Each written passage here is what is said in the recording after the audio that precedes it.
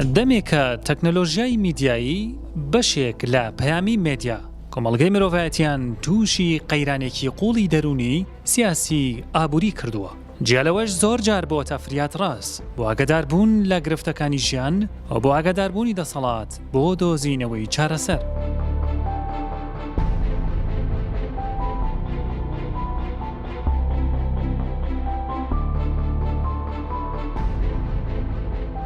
خێرایی بووە ئامانجی جۆرنالیزم.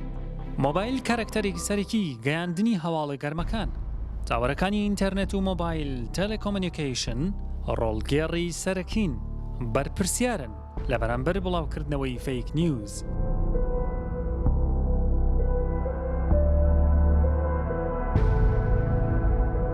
مۆبایل جۆرنالیزم مۆدیلێکی نوێی ڕاگەاندن لە جیهان و کوردستان، ئامرازێکی ئاسان، خێرا و هەرزان بۆ بازاڕی هەواڵ و پیشەسازی میدیا ژێرخانێکی بەهێز.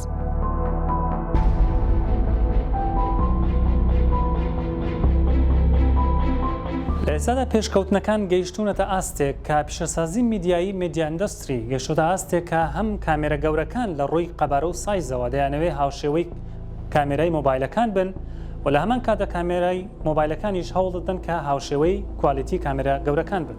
واتە کۆمپانیەکان هەوڵ دەدەن کە لێک نزیک بوونەوەیەک لە نێوان کوالیتی بەرزی کوالیتی کامێرە گەورەکان و کامێرای مۆبایل دەهەبێ و ئەم پێشکەوتنەش ڕۆژ بە ڕۆژ بەردەوامی هەیە.